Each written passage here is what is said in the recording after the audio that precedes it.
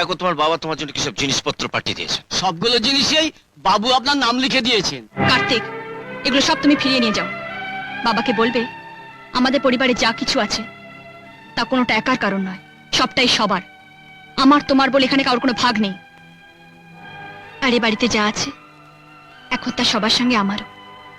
এসব কিছুই আমাদের লাগবে না, তুমি যাও যাও।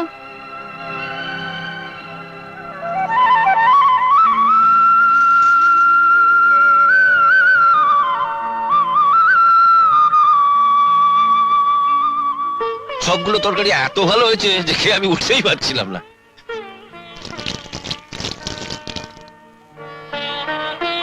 যা যা যা যা যা যা।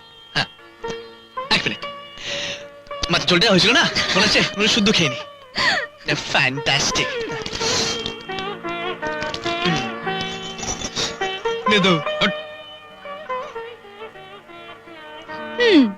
আচ্ছা, সবাই আমার রান্নার আজকে এত প্রশংসা করলো, কই তুমি তো কিছু বলছো না? মানে পটল ভাজাটা দারুণ হয়েছে। পটল ভাজা? Stupid. দাও, জল দাও। রান্নার প্রশংসা না করলে জল পাবে না। বেশি প্রশংসা করলে বউরা মাথায় চেপে বসে। আমি তাহলে এখন কোথায় আছি? পায়ে? তুমি এখন আমার বুকে আছো সবচেয়ে ভালো জায়গায়। ঠাকুরপো, আরে নে না, লজ্জা বুঝি এখন। নাও। পিসিমা, কি তোর লাগবে? আচ্ছা। ঠিক আছে। পর্দা। ও কবিতা, বিয়ের রাতে তোমার বাবা তোমাকে ডেকে নিয়ে গিয়ে যে কথাগুলো বলেছিলেন আমি সব শুনে ফেলেছিলাম। আর তোমার সাহেদ হাতে সত্যি আমি ভয় পেয়ে গেছিলাম। পর্দা, শুভ দিনে আমি কোনো অশান্তি চাইনি বলেই বাবার কথার কোনো প্রতিবাদ করিনি। তাছাড়া একসঙ্গে থাকার যে এত সুখ তাও তো তখন বুঝতে পারিনি।